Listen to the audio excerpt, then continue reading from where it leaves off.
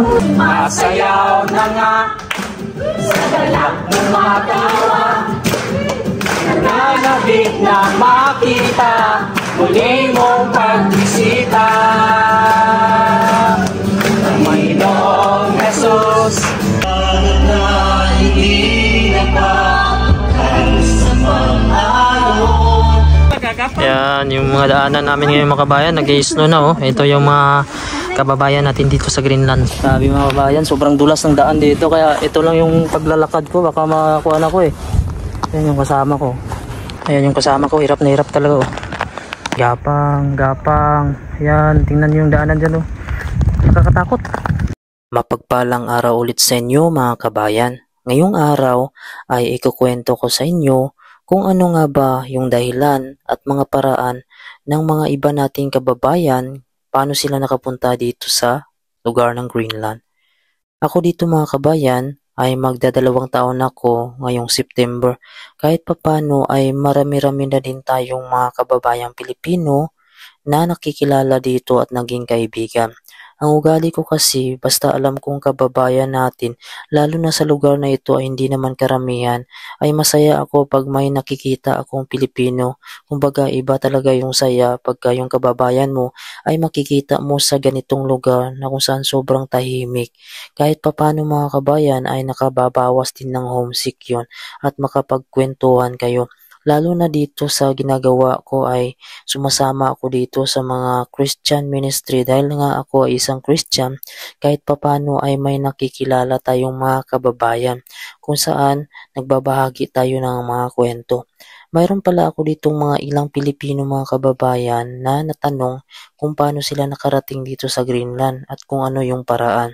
Mayroon tayo ditong isang kababayan na 2007 pa daw siya dito nakapunta ng Greenland. So akalain nyo yan mga kabayan, 2007 ay high school pa lang ako niyan at yung cellphone na ginagamit ko niyan dati yung may sungay pa.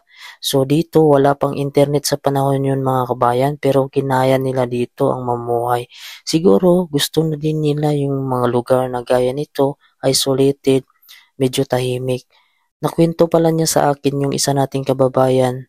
Bakit siya napunta dito ay bilang isang entertainer mga kabayan or singer. Yun ang punta niya dito. Ang sabi niya mga kabayan, naimbitahan lang daw sila para daw sa isang concert dito o magpe-perform lang daw sila ng kanta dahil isa siyang singer. Pero nung uuwi na sana siya mga kabayan ay inupiran daw siya dito ng trabaho. Yung trabaho na yun ay kinagat niya na daw dahil nga sa sahod din at iniisip niya na din yung kinabukasan mga kabayan dahil maganda naman dito sa lugar. Pagka dito ka na mga kabayan ay madadala mo yung pamilya mo kahit bago ka pa. Siya mga kabayan, halos na mga kapatid niya, mga pamangkin niya ay nandito na sila lahat at yung magulang niya ay nakuha niya na. Kaya yun ang kwento ng kababayan natin kung paano nga ba siya dito napunta. So bali mag 20 years na sa mga kabayan dahil 2007 pa ay nandito na siya. So way back 2007 mga kabayan, mai-imagine mo kung ano yung itsura nitong Greenland kung iilan pa lang yung mga bahay dito. Kahit sa ngayon mga kabayan ay hindi gaano kadami yung bahay dito sa Greenland at kukunti pala yung matataas na building. May kababayan din tayo dito na pagtanungan, tinanong ko din siya kung ilang taon na siya dito sa Greenland. Ang sabi niya ay mag 15 years na daw siya. Bali mga kabayan, siya pala ay isa ding singer mga kabayan. Kasama din siya ng kabayan natin ng una kong natanong na pumunta din siya dito para daw kumanta lang at mag-perform. Ayun nga ay inoperan din daw siya ng trabaho at yun nga ay kinagat niya dahil nga daw sa sahod at nagustuhan niya daw itong lugar na ito. Sa ngayon si kabayan ay mayroon na siyang sariling restaurant dito. Dalawa yung pwesto niya, yung isa restaurant at yung isa din restaurant na mayroong salon. Marami na din siyang Pilipino mga kabayan ang natulungan na bigyan niya ng trabaho. Halos na sa 200 mahigit na tao ang napapunta niya dito dahil lang sa pagbibigay ng trabaho dito sa Greenland. Kahit ako mga kabayan ay natulungan niya din sa pag-process ng papel ng aking partner para makapunta dito sa Greenland. So yun mga kabayan, kahit papano ay marami-rami na din tayong nakikilalang mga Pilipino dito at inaalam ko kung ano yung mga paraan bakit sila napunta dito sa ganitong lugar. Kahit ako mga kabayan, nung katagalan ay medyo nahirapan talaga ako dito sa lugar dahil sa lamig. Pero nung tumagal na ay medyo nasanay na din ako. Dahil nga mga kabayan, sa kita dito at sahod ay okay naman mga kabayan. Pagdating ng panahon ay makakaipon ka din. Kahit papano ay medyo mahirap talaga dito mamuhay. Pagka hindi ka sanay sa ganitong lugar ay talagang titiisin mo para sa kinabukasan.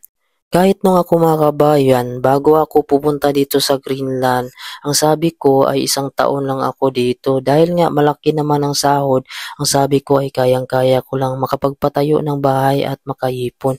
Kaya noon hindi ko na kinuha yung partner ko at tinapos ko yung 1 taon. Pero nung dumating yung 1 taon ay bahay lang talaga yung natapos ko. Dahil nga tuloy-tuloy yung pagkakasakit ng anak ko, minsan nagkakasakit din yung partner ko. Kaya doon na ubos din yung ipon ko. Pero pasalamat pa rin ako dahil sa loob ng 1 taon ay natapos ko din yung bahay ko. Kaya ngayon ay napag-isipan ko na kukunin yung partner ko mga kabayan. Sa awa ng Diyos ay nagpa-process na siya ng visa sa atin. Siguro mga next month ay makakapunta na siya dito. Dahil iniisip ko talaga yung kinabukasan ng pamilya ko mga kabayan dahil hindi talaga nauubos yung gastos. Dito kahit papano malamig, mahirap magising sa umaga pero mayroon ka namang trabaho ay kakayanin mo dahil pagdating ng panahon sa pagtanda mga kabayan ay pipiliin ko pa rin ang mag-retire sa Pilipinas. Sana ay magkaroon pa rin kami dito ng trabaho ng tuloy-tuloy hanggang sa makaipon at makauwi na ng Pilipinas. Ito ang malaking pasalamat ko sa Panginoon at kahit papano nandito kami ay mayroong trabaho. So yun lang mga kabayan, sana ang video ko ay nakapagbigay ng informasyon sa inyo. So huwag mo naman po kalimutan i-subscribe ang aking YouTube channel. Pindutin nyo na din yung bell notification para updated kayo sa aking mga video. Maraming salamat. God bless po.